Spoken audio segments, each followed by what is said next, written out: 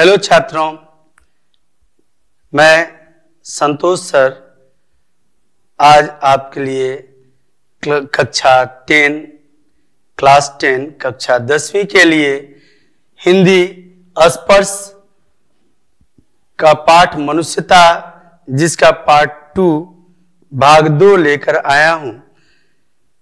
Part 1 अर्थात भाग 1 आप इसका पढ़े होंगे, जिसमें मैथिली शरण गुप्त जी ने मनुष्य के वैचारिकता तथा गुणवत्ता का प्रदर्शन करते हुए भगवान बुद्ध, दधीची, कर्ण, उशीनर के क्षितिज राजा तथा रंतिदेव आदि की व्याख्या करते हुए मनुष्य बनने का, मनुष्य के गुणों का धारक बताया है और वैसे लोगों को उन्होंने मनुष्यता का धारक कहा है। वह मनुष्य हैं जो दूसरे मनुष्यों के लिए अपने प्राणों की बलिदानी देते हैं। उन्होंने कहा उसमें उस पाठ में कि विचार लो कि मर्त हो न मृत्यु से डरो, कभी मरो परंतु यो मरो की याद जो करे सभी। हुई न यूं सुमृत्यु तो वृथा मरे वृथा जिए, मरा नहीं वही कि जो जिया न आपके लिए। वही मनुष्य है कि जो मनुष्य के लिए मरे, वही पशु प्रवृत्त है कि आप ही चरे, और वही मनुष्य है कि जो मनुष्य के लिए मरे। छात्रों, उसमें यह व्याख्या की गई थी कि कैसे रंतिदेव ने अपने स्वयं भूखे होते हुए भी अपने हाथों से ही अपना भोजन का थाली किसी और को दान कर दिया, भोजन के लिए ही। उसमें यह व्याख्या है कि सरस्वती भी वैसे ही मनुष्यों की व्याख्या करती है, यह धरा भी वैसे ही मनुष्यों के लिए कृतार्थ भाव मानती है तथा मनुष्य के गुणों को धारण करने वाले ही मनुष्यता की परिभाषा में स्पष्ट हो पाते हैं। आइए दूसरे पार्ट में हम पढ़ते हैं इसके अगले भाग को। रहो न भूल के कभी मदांध तुच्छ वित्त में, रहो न भूल के कभी मदांध तुच्छ वित्त में, सनाथ जान आपको करो न गर्व चित्त में। अनाथ कौन है यहां, अनाथ कौन है यहां, अनाथ कौन है यहां, त्रिलोकनाथ साथ हैं, दयालु दीन बंधु के बड़े विशाल हाथ हैं। अतीव भाग्यहीन है अधीर भाव जो करे, वही मनुष्य है कि जो मनुष्य के लिए मरे। अर्थात आइए इसके शब्द के अर्थ को समझें, फिर भाव के अर्थ को समझते हैं। शब्दार्थ है मदांध यानी मद में अंधा, घमंड में अंधा। अरे मुझे ऐसा बोल दिया, मैं जानते नहीं हूं मैं कौन हूं, यह घमंड है। तुम्हें मसल दूंगा। ऐसी बातें करने वाले निसंदेह छात्रों जुगों जुगों से यह वर्णित है, वृतांत वर्णन है, हर वेद पुराण में वर्णित है, हर ग्रंथों में वर्णित है, हर वैचारिक मनुष्यों के विचारधारा में निहित है कि घमंड नहीं रहता, ना कभी रहा। रावण जिसने अपने घमंड के बल, अपने बल के बलबुत्ते, अपने प्रकांड विद्युता के बलबुत्ते पूरे लंका को, श्रीलंका को, पूरे लंका को वह सोने का बना दिया। देवताओं को अपने घर में चाकर के समान रखा, बांध के रखा। क्या न किया वो। एक दिन वह स्वयं नष्ट हो गया और कुख्यात हो गया, विख्यात नहीं हो पाया।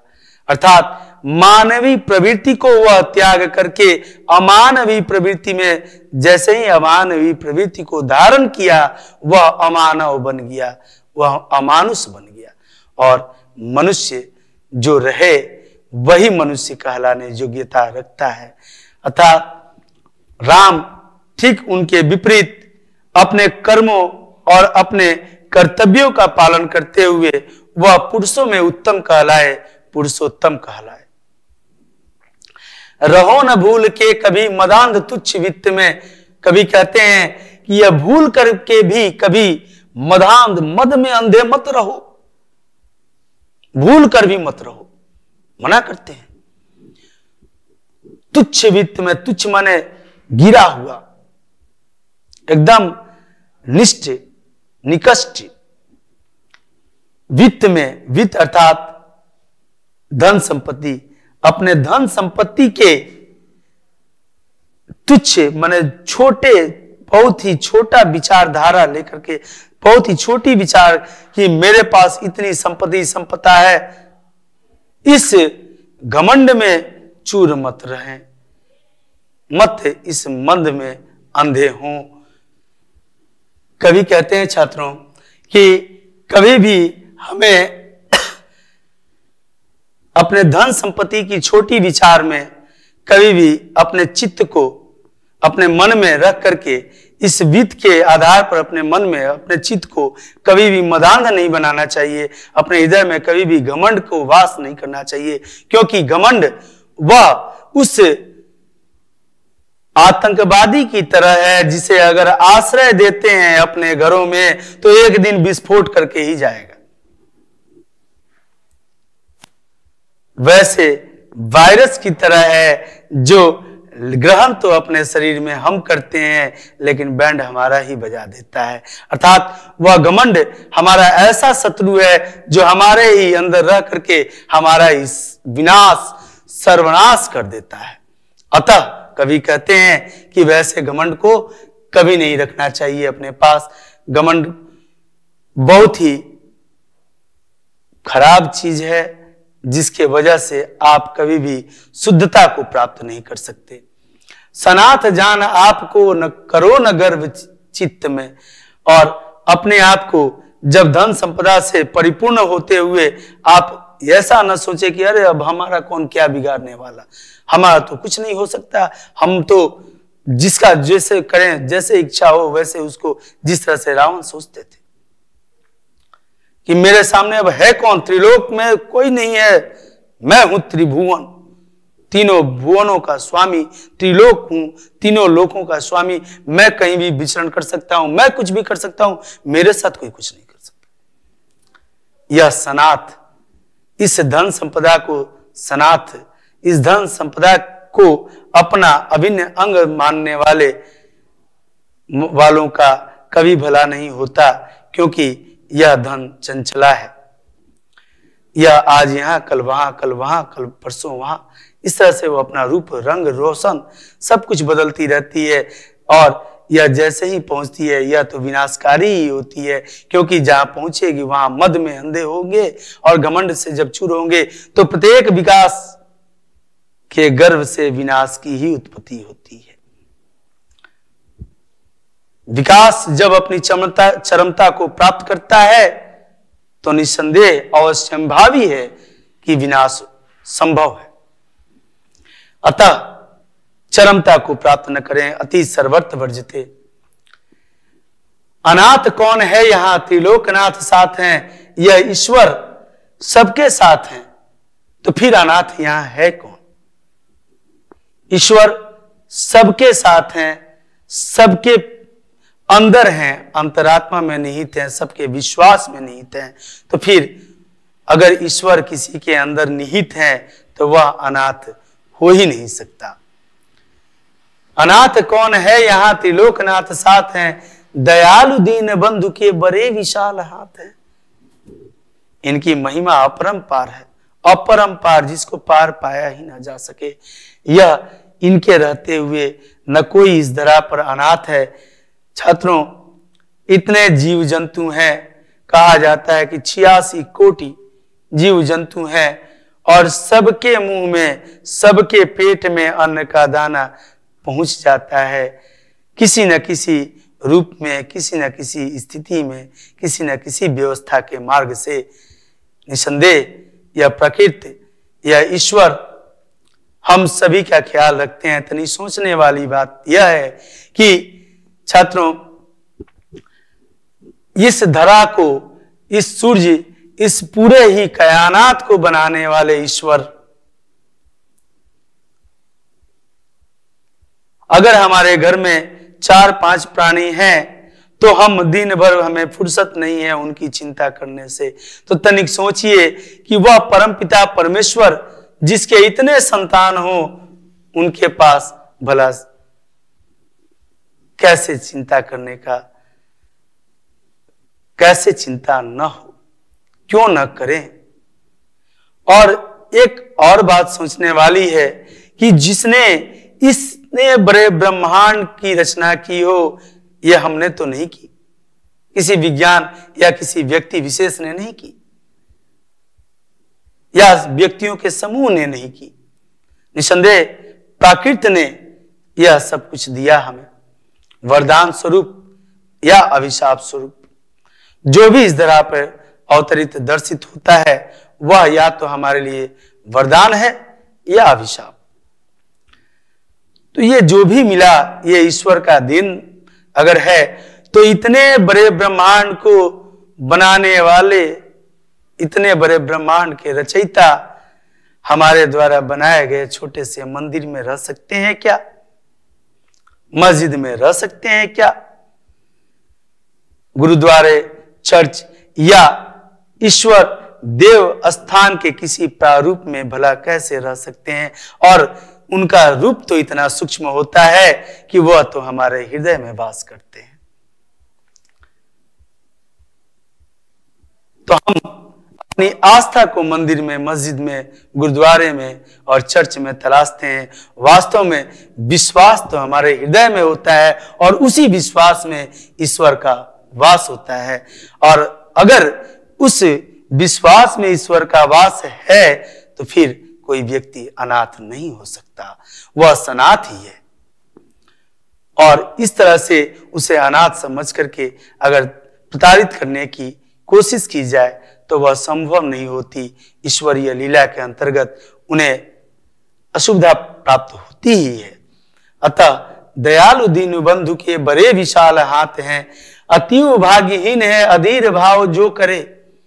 वो बहुत ही गिरा हुआ भाग्यहीन आदमी है, अधीर भाव जो करे, जो अधीर भाव रखता हो, जो किसी के तरह किसी के लिए तुच्छ भाव रखता हो, वह अधीर है, गिरा हुआ है। अतीव भाग्यहीन है अधीर भाव जो करे, वही मनुष्य है कि जो मनुष्य के लिए मरे। अतीव का मतलब होता है बहुत ही अधिक, अत्यधिक। छात्रों, अगला है पंक्ति, अनंत अंतरिक्ष में अनंत देव हैं खरे, अनंत अंतरिक्ष में अनंत देव हैं खरे। अर्थात इस धरा से लेकर आकाश तक इस पूरे कायनात में अनंत देव, अनंत सक्रिय ऊर्जाओं के धारक हैं खरे, समक्ष ही स्वभाव जो बढ़ा रहे बड़े बड़े। और हम सभी के सामने अपने बड़े बड़े भुजाओं को बढ़ाए हुए हैं कि आ जा पुत्र, गोद में आ जाओ, आ जाओ। वो सबको अपना आश्रय दे रहे हैं, वह सुरक्षा प्रदान कर रहे हैं। परस्परावलंब से उठो तथा बढ़ो सभी। और कहते हैं कवि कि परस्परावलंब से अर्थात एक दूसरे का सहारा बन करके एक साथ हाथों से हाथ मिलाते हुए, कदम से कदम बढ़ाते हुए और एक साथ बढ़ो। ये सभी सक्रिय ऊर्जाएं तुम्हारे सम्मान के लिए तुम्हारे सम्मुख खड़ी हैं। यह सक्रिय ऊर्जाएं जिसे हम देव कहते हैं, देवदूत कहते हैं, जो हमारे लिए ईश्वरीय शक्ति का प्रारूप हैं, वह सभी सक्रिय ऊर्जाएं हैं। वह हमारे सामने अपनी दोनों भुजाओं को फैलाए हुए खड़े हैं कि आओ पुत्र, जो चाहिए ले लो, तुम्हें हर तरह की सुविधा सुख मिलेगा, प्राप्त होगा, परंतु मनुष्य तो बनो। अभी अमर्त्य अंक में अपंक हो चढ़ो सभी, अभी अमर्त्य अंक में, अमर्त्य अंक अर्थात देवताओं की गोद, अभी अमर्त्य अंक में अपंक हो चढ़ो सभी। अपंक मतलब जो पंख न हो, जो कीचड़ न लगा हुआ, अर्थात ऐसा निष्कृष्ट कार्य न किया हो, अपने पवित्रता को बनाए रखा हो, अपने मानसिक और आत्मिक पवित्रता को बनाए रखा हो। देखिए छात्रों, तन की शुद्धि स्नान से होती है और मन की शुद्धि ध्यान से होती है। और जब ये दोनों शुद्धता को प्राप्त करते हैं, तन और मन, यह दोनों जब शुद्धता को प्राप्त करते हैं, तभी निसंदेह ज्ञान की प्राप्ति होती है। ज्ञान अर्थात ईश्वर की प्राप्ति होती है। तन की शुद्धि तो हम साबुन वगैरह लगा करके, नहा करके कर सकते हैं, लेकिन मन की शुद्धि निसंदेह ध्यान से ही हो सकती है। और वह ध्यान अभी अमर्त्य अंक में अपंक हो चढ़ो सभी। और जब हम मनुष्य के कर्तव्यों का पालन करते रहते हैं, तो हमारे लिए अमर्त्य अंक अर्थात देवताओं की गोद है और उनमें हमें जाकर के बैठना है। कब अपंक हो, जिसमें कोई पाप कर्म न हो, जिसमें कोई हमारे अंदर व्याधि न हो, व्यथा न हो, किसी तरह की हमारे अंदर तुच्छता न हो, तब वह देवताओं का गोद हमारा अपेक्षित इंतजार करता है और हमारे लिए वह अपने दोनों बाहें फैला करके हमें बुलाते हैं, आ जाओ, हम हैं यहां। रहो न यूं कि एक से न काम और कासरे, और यूं न रहो, अपंक अर्थात कलंक रहित होता है। और कहते हैं कभी कि रहो न यूं कि एक से न काम और कासरे। ऐसा मत सोचो कि अब एक से दूसरे का अगर सहयोग न हो तो विरोध न हो, अर्थात दोनों अगर दो या दो से अधिक व्यक्ति कहीं हैं तो एक दूसरे का सहयोग करते हुए आगे बढ़ेंगे तो निसंदेह सबका कल्याण होगा। अगर पांव पकड़ के खींचते हैं, अर्थात एक दूसरे से प्रतिस्पर्धा में द्वेष, ईर्ष्या और क्लेश की भावना रखते हैं, तो निसंदेह उन सभी लोगों का, उस कार्य में संलग्न सभी लोगों का विनाश निश्चित है।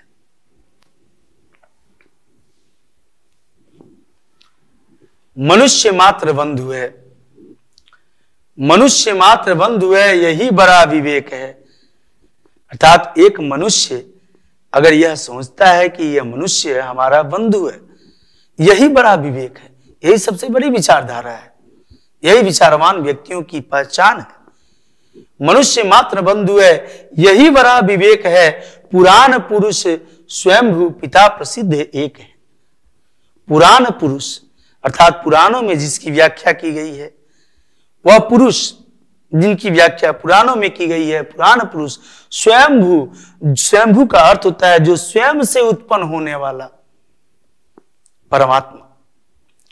स्वयंभू जो स्वयं से उत्पन्न हुआ है, पुराण पुरुष, पुराणों में जिसकी व्याख्या मिलती है, जो स्वयं से उत्पन्न हुआ है, पिता है वो सबका, और वह प्रसिद्ध एक ही है, अर्थात पूरे कायनात का मालिक एक है, सबका मालिक एक है, ईश्वर एक है। यह प्रत्येक पुराण, वेद, धर्म ग्रंथ चाहे जितने भी हैं, ये सभी धर्म ग्रंथ इसी बात की तरफ इशारा करते हैं कि ईश्वर एक है। उनके रूप प्रारूप हमने अलग अलग किया है, वह तो एक है।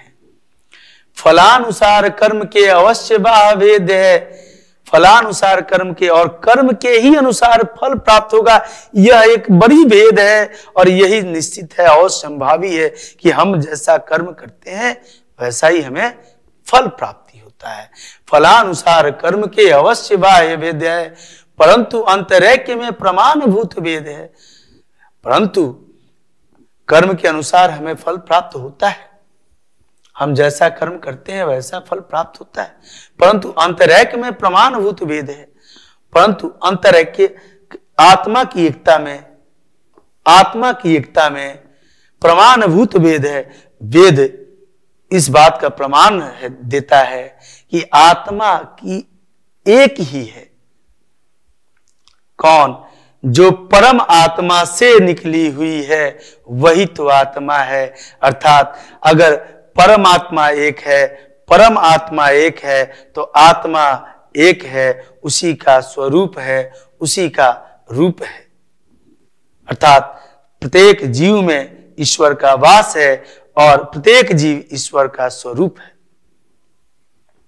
परंतु अंतरैक्य में प्रमाणभूत भेद है।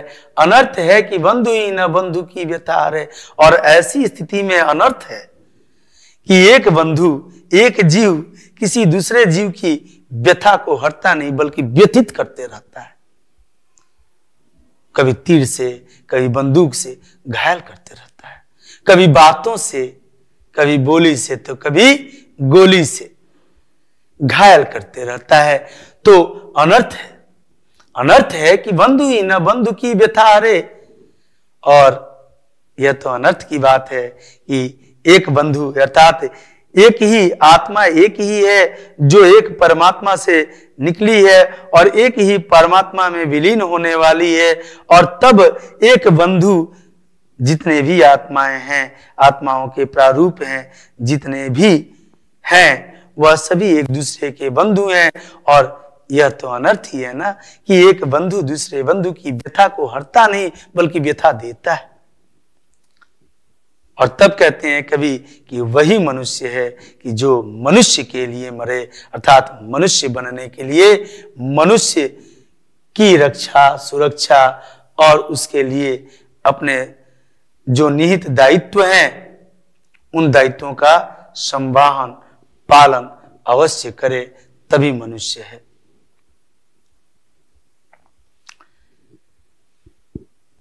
छात्रों, अगले पंक्तियों में कहते हैं कभी कि चलो अभिष्ट मार्ग में सहर्ष खेलते हुए, चलो अभिष्ट मार्ग में सहर्ष खेलते हुए, विपत्ति विघ्न जो परे उन्हें ढकेलते हुए। अर्थात सभी बंधु हैं, विश्व के जितने भी प्राणी हैं सभी बंधु हैं। और चलो अभिष्ट मार्ग में सहर्ष खेलते हुए, अभिष्ट माने जो इच्छित मार्ग है, जो अपनी इच्छा के अनुरूप मार्ग है। इच्छा मतलब मनुष्य के इच्छा, जो सक्रिय ऊर्जाओं का धारक हो, जो सक्रियता को पहचानता हो, जो अच्छे कार्यों को करने के लिए चाहता हो, वह मार्ग अभिष्ट मार्ग है। और उस मार्ग में चलने के लिए कहते हैं कदम से कदम मिलाकर सभी बंधु बांधवों को एक साथ, अर्थात पूरा विश्व एक सूत्र में बंध कर चले। चलो अभिष्ट मार्ग में सहर्ष खेलते हुए, सहर्ष, हर्ष के साथ खेलते हुए चलो। कोई व्यथा नहीं, कोई किसी को व्यथा देगा नहीं तो व्यथा होगी कहां से। यह परमात्मा का यह सृष्टि जो है यह व्यथित करने वाला नहीं, यह तो हमें सुख सुविधाओं को प्रदान करने वाला है। व्यथा तो हम ही एक दूसरे को दे रहे हैं। यह व्यथा अगर न देकर हम सभी बंधु बांधव एक साथ एकजुट होकर के चलें तो सहर्ष खेलते हुए चलेंगे, हर्ष के साथ खेलते हुए चलेंगे। विपत्ति विघ्न जो परे उन्हें ढकेलते हुए। और अगर यदि राह में हमारे कोई विपत्ति विघ्न आता है तो एक साथ ढकेलते हुए, उसे दूर करते हुए आगे अग्रसर होते रहें। घटे न हेल मेल, हाँ, और ये ध्यान रखना होगा कि घटे न हेल मेल, हाँ, बढ़े न भिन्नता कभी, अतर्क एक पंथ के सतर्क पंथ हो सभी। अतर्क, अतर्क अर्थात तर्क से परे कोई तर्क ना हो मन में।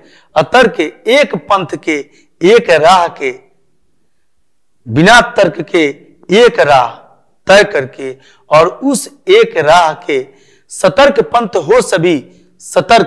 सतर्क होकर के चलते हुए, सतर्क अर्थात सावधान यात्री बनकर अगर चलते रहे सभी, तभी समर्थ भाव है कि तारता हुआ तरे। और यह अगर चलते हैं अर्थात एकजुट समान भाव लेकर के पूरे विश्व के, पूरे जगत के प्राणी, पूरे जगत के मनुष्य एक भाव समभाव लेकर के अगर एक पथ पर अग्रसर होते हैं, विकास का पथ हो वह और विकास के पथ पर अग्रसर होते हैं बिना तर्क के, अर्थात बिना किसी किंतु परंतु के, बिना किसी मतभेद के, और सतर्क होकर के चलते हैं, क्योंकि सतर्क होना है सामने किसी विपत्ति या विघ्न के आने पर तो उसे टाला जा सकता है, हम अग्रसर हो सकते हैं। और तभी क्या होगा, तभी समर्थ भाव होगा, सबके भाव एक समान हो जाएंगे और तारता हुआ तरे, और एक दूसरे को देखते हुए, एक दूसरे का स्मरण करते हुए, एक दूसरे को सहयोग प्रदान करते हुए, तारता तारता का अर्थ हुआ सहयोग देते हुए, देखते हुए, दृष्टिगोचर रखते हुए, उसका सम्मान करते हुए, तारता हुआ तरे, तारता हुआ तरे माने उनकी रक्षा करते हुए, और तरे तरे का अर्थ इस धरा से ई लीला समाप्त करके उस स्थान पर प्राप्त करे जहां देवताओं की गोद है खाली, और वो दोनों हाथे फैला करके आपका इंतजार कर रहे हैं, आओ वत्स। तभी समर्थ भाव है कि तारता हुआ तरे, और वही मनुष्य है, वही मनुष्य है कि जो मनुष्य के लिए मरे। छात्रों, यह इस कविता की अंतिम पंक्ति थी जिसका मूल भाव आप लोगों को मैंने समझाने का प्रयास किया। आशा करते हैं कि आप लोगों को अच्छे से भावार्थ समझ में आया। समसामयिक दुनिया घटनाओं को उदाहरणार्थ मैंने रखा सामने, और इस आशा के साथ पूर्ण विश्वास भी हो रहा है कि आप बेहतर तरीके से समझे हैं। इसमें से आए हुए सभी प्रश्नों के उत्तर आप आसानी से और सुलभता से, सरलता से दे सकते हैं। अतः अगले स्लाइड में मैंने पूरी कविता को एक साथ रखा है, जिसमें मैं एक बार आपके सामने एक साथ एक भाव से पढ़ना चाहता हूं कि विचार लो कि मर्त हो ना मृत्यु से डरो, कभी मरो परंतु यो मरो की याद जो करे सभी, हुई न यूं सुमृत्यु तो बिथा मरे बिथा जिए, मरा नहीं वही कि जो जिया ना आपके लिए, वही पशु प्रवृत्त है कि आप ही चरे, वही मनुष्य है कि जो मनुष्य के लिए मरे, उसी उदार की कथा सरस्वती बखानती, उसी उदार से धरा कृतार्थ भाव मानती, उसी उदार की सदा सजीव कीर्ति कूजती, तथा उसी उदार को समस्त सृष्टि पूजती। अखंड आत्मभाव जो असीम विश्व में भरे, वही मनुष्य है कि जो मनुष्य के लिए मरे। क्षुधा तिरंति देव ने दिया करस्त थाल भी, उदाहरण में दे रहे हैं जो कि क्षुधा तिरंति देव ने दिया करस्त थाल भी, तथा दधीचि ने दिया परार्थ अस्तिजाल भी, उसी नर क्षितिज ने स्वमांस दान भी किया, सहर्ष वीर कर्ण ने शरीर चर्म भी दिया, अनित्य देह के लिए अनादि जीव क्या डरे, वही मनुष्य है कि जो मनुष्य के लिए मरे। सहानुभूति चाहिए, सहानुभूति चाहिए, महाविभूति है यही, वशीकृता सदैव है बनी हुई स्वयं मही, विरुद्धवाद बुद्ध का दया प्रवाह में बहा, विनीत लोक वर्ग क्या नशा मने झुका रहा। आहा, वही उदार है परोपकार जो करे, और वही मनुष्य है कि जो मनुष्य के लिए मरे। रहो न भूल के कभी मदांध तुच्छ वित्त में, सनाथ जान आपको करो न गर्व चित्त में, अनाथ कौन है यहाँ त्रिलोकनाथ साथ है, दयालु दीन बंधु के बड़े विशाल हाथ है, अतीव भाग्यहीन है अधीर भाव जो बरे, अनंत अतीव भाग्यहीन है अधीर भाव जो भरे, वही मनुष्य है कि जो मनुष्य के लिए मरे। अनंत अंतरिक्ष में अनंत देव हैं खरे, समक्ष ही स्वभाव जो बढ़ा रहे बड़े बड़े। परास्परावलंब से उठो तथा बढ़ो सभी, अभी अमर्त अंक में अपंक हो चढ़ो सभी। रहो न यूं कि एक से न एक, रहो न यूं कि एक से न और का, और रहो न यूं कि एक से न काम और का सरे, वही मनुष्य है कि जो मनुष्य के लिए मरे। मनुष्य मात्र बंधु है यही बड़ा विवेक है, मनुष्य मात्र बंधु है यही बड़ा विवेक है। पुराण पुरुष स्वयं पिता प्रसिद्ध एक है। फलानुसार कर्म के अवश्य बाह्य वेद्य है, परंतु अंतरेक में प्रभुत्व वेद एक है। अनर्थ है कि बंधु ही न बंधु की व्यथा हरे, वही मनुष्य है कि जो मनुष्य के लिए मरे। चलो अभिष्ट मार्ग में सहर्ष खेलते हुए, विपत्ति विघ्न जो परे उन्हें ढकेलते हुए। घटे न मेल मेल हाँ, बढ़े न भिन्नता कभी, अतर्क एक पंथ के सतर्क पंथ हो सभी। तभी समर्थ भाव है कि तारता हुआ तरे, और वही मनुष्य है कि जो मनुष्य के लिए मरे। छात्रों, यह मैथिली शरण गुप्त जी की उत्कृष्ट कविता, उन्नत कविता हमारे जीवन में अगर हम इन अनमोल वचनों को अपने जीवन के सामर्थ्य में अगर इसे निहित करते हैं तो निसंदेह मनुष्य की परिभाषा को पूर्ण करते हैं।